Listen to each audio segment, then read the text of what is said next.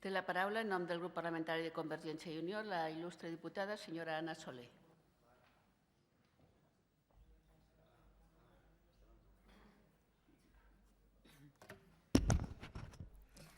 Gràcies, presidenta, consellera, diputats, diputades. Durant la substanciació de la interpel·lació que ha donat lloc a aquesta moció, la consellera ens referia que fins i tot amb les dificultats actuals s'ha fet un important esforç per prioritzar pressupostàriament les polítiques d'infància. S'hi ha fet especialment en tant ser una prioritat, però també pel gran consens social i polític existent al voltant de la infància, de l'adolescència i de la joventut del nostre país, i més quan es troben o poden trobar-se en situacions de risc o de major vulnerabilitat. La senyora Rossinyols també ens referia que del que es tractava és de trobar elements que ajudin a la millora per assegurar avançar en la normalització i afermar les mateixes oportunitats pels infants i joves tutelats. De fet, es tracta, doncs, d'anar endavant, de donar passes, o algunes passes més, en les accions i en les actuacions. La responsabilitat del Govern de la Generalitat és posar precisament tots els esforços en possibilitar la normalització d'aquests infants i joves tutelats i donar suport, quan s'escaigui, als extutelats mitjançant el seguit de serveis i programes que amb els anys se n'han pogut anar implementant.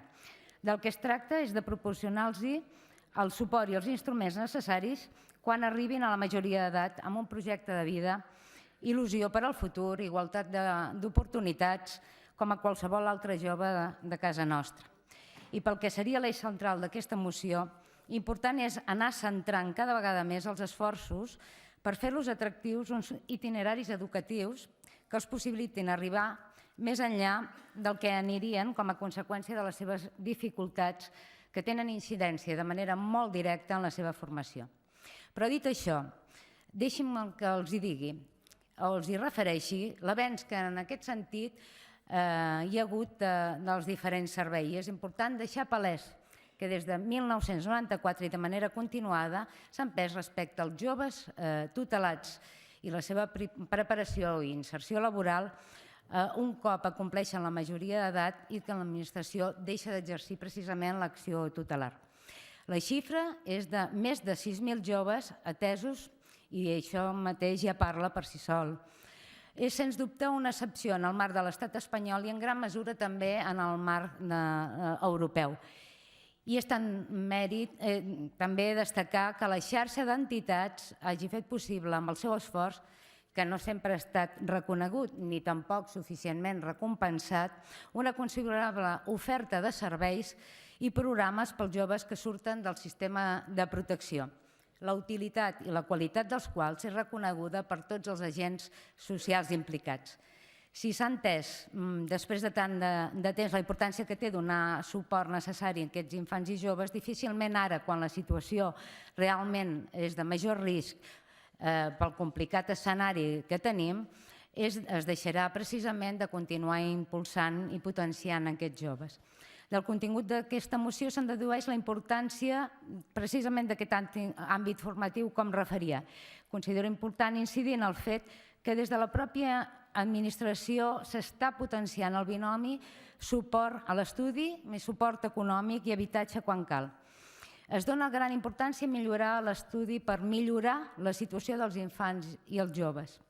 L'evolució de la situació en aquests darrers anys ha propiciat que especialment els joves vagin canviant la seva actitud respecte a l'assoliment d'una major formació. En tant, les dificultats per trobar feina s'incrementen davant la manca de formació.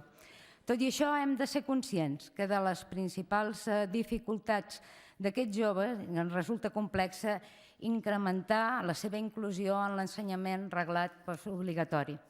Els propis professionals plantegen que les principals dificultats per assolir l'ESO són de caire personal.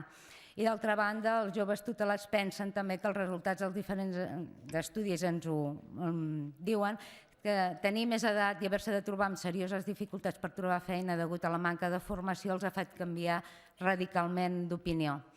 Aquest marc ha fet canviar precisament tots aquests plantejaments i, de fet, és evident que la formació no és possible si no hi ha estabilitat laboral.